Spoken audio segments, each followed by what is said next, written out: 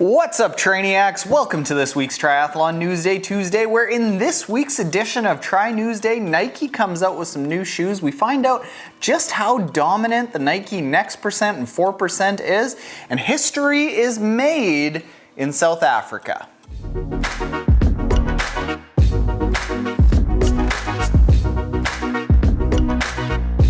What's up, triathletes? Welcome to Newsday Tuesday, where every single Tuesday, as long as there is news to talk about and I'm not traveling, we talk about what's going on all around the triathlon world. This is a particularly interesting Newsday because we've got a special giveaway with a very special dude. And as always, make sure you stick around to the end where everyone's favorite part of Triathlon Newsday is shared, and that's a story from the Trainiac community. Full links to everything we talk about are in the description below. Let's start off with Nike announcing a new running shoe that they've developed that is going to be coming out in January 2020. Now, this is the Nike React Infinity Run that is designed specifically with a foam that is meant to reduce the likelihood of running injuries. Historically, running injuries have been attempted to be reduced with things like motion control and stability and like limiting the movement of the foot. Well, the Infinity Run was tested at the British Columbia Sport Medicine Research Foundation, I believe, and they had 226 runners test the Nike Infinity Run, and it featured 52% fewer incidents of injury as defined by 3 consecutive missed runs in a row as a result of running pain. Now, this is going up against the Nike Structure 22, which is like a kind of a very generic running shoe. But the question is, is this going to be found by more runners? 226, that's a very large study as far as sports studies go. A lot of the studies that we reference, that a lot of other people reference, are 8 to 12 people, so 226 and 52%, that's fairly significant. Personally, I'm definitely going to try it out because if you can run injury-free, you're going to be fast. Doesn't matter what you do. If you can run a lot and do it consistently time and time again, you're gonna be fast. Speaking of fast Nike running shoes, Running Shoe Guru put together an infographic where he charted the number of times that the podium winners at the 6 marathon majors all around the world. This is Berlin, Tokyo, London, Chicago, Boston, New York. On the men's and the women's side, so there's 36 available podium spots, and he made this infographic showing that 31 of those 36 spots were taken up by either the Nike 4% or the Nike Next Percent. Now, this is slightly skewed because Nike has heavily sponsored some of the best marathon runners in the world, but they still have to go and win the race and place on the podium. So I think this is just another indication that the Nike Next Percent, 4%, and Alpha, Zoom, Fly, whatever the next version of this is going to be, is a significantly different shoe. And I think it's right that there are governing bodies that are starting to look at, does it provide an unfair advantage? Because A, if you are sponsored by a competing company and can't use this significantly better shoe, you're at a disadvantage.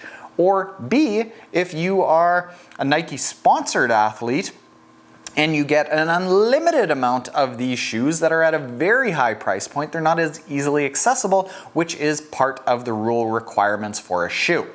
I like them.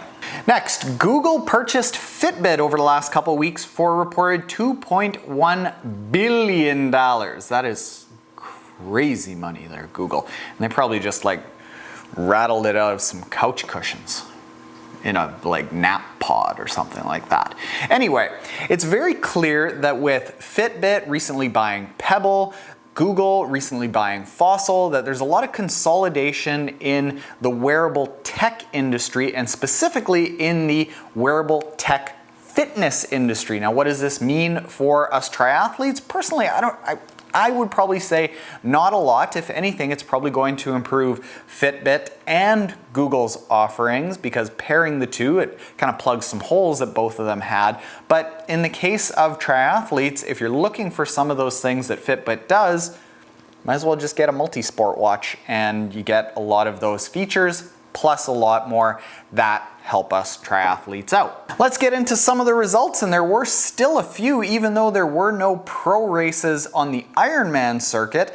In the ITU shorter distance, the fast, speedy stuff, there was one race at Santo Domingo where there was a podium sweep where McElroy led the USA males to a podium sweep on that side, and Andrea Hewitt won on the women's side. Interestingly, in this race, Cam Wurf actually entered, and it was his first shorter distance race attempt in his quest to make it to the Olympics next year. Now, Cam came into this race very, very confident, where a lot of people were skeptical because Cam is kind of a longer distance athlete, and the longer he goes, the better he does. And shorter distance races have typically been the domain of young athletes, twitchy, fast, real short course specialists. Well, Cam was still really confident, and he finished second last. But at least he finished because he was fast enough to not get lapped out. So, I don't know what that means for you, Cam, but I think it was kind of a funny joke. And history was made at Challenge Cape Town on the weekend, where the first half Ironman distance, 70.3 middle distance event was held in that city, and it was won by Emma Pallant on the women's side and Pablo Depina on the men's side, both of whom are on the BMC Triathlon team. The BMC Triathlon team makes some big waves over in those European races. Now let's get into some interesting news and updates in the podcast. We just released a race recap with weightlifter Nick Bear on the Triathlon Taren Podcast, where he talked all about how he was able to do an 11:28 in his very first triathlon, which was an Ironman, with just 5 months of training that he did on Team Trainiac. In addition to that, Nick and I teamed up and we're giving away 3 prize packages for 2020. If you go to triathlontaren.com/Nick Bear, and we'll put a link to that in the description below, all you have to do is enter the contest and you will win one of 3 prize packages where you can win a full season of training on Team Trainiac and a $250 credit towards BPN Supplements. That's Nick Bear's actual supplement company. So, kind of a nice thing. And this week we're doing an interview with some of the people at a company called Omega Quant that I did an inflammation test with, and frankly, we're gonna find out what inflammation is. People talk about inflammation and being inflamed all the time. I don't even know what it actually means. So we're gonna get into that. Now, let's get into the Trainiac story for today. And it goes, "Hi Taren, my name's Steve." Steve has a really funny story here. "Physical activity and training played key parts of helping me get through some dark times personally. When I started running in 2012, I could not make it 200 meters without stopping." Same here, Steve. "But even with those limitations, I found any time I was out there was helpful for my mental health and my overall well-being. In 2014, I began swimming lessons and attempted my first sprint triathlon that May. It was in a pool, so I felt like I had less chance of drowning with so many witnesses around. When I crossed the finish line," that's not the funny story, it gets better. "When I crossed the finish line, I had a sense of accomplishment that completely washed over me and I was hooked. Fast forward to today, and just this past weekend, I attempted my first full Ironman at Mont Tremblant. My good friend David joined me on the course and stuck with me throughout the entire race. I love that at Ironman you're in the same course as the pros. And in the transition zone before the race, I saw Sarah True doing her final preparations. I mustered up the nerve to quickly introduce myself and wish her luck in securing her Kona spot. I told her that one of the ways I'd been introduced to her was on the Triathlon Taren Podcast. 'Taren,' she replied, 'so you must be a Trainiac.' I froze. I hadn't anticipated a follow-up question. My mind raced, trying to find the right answer.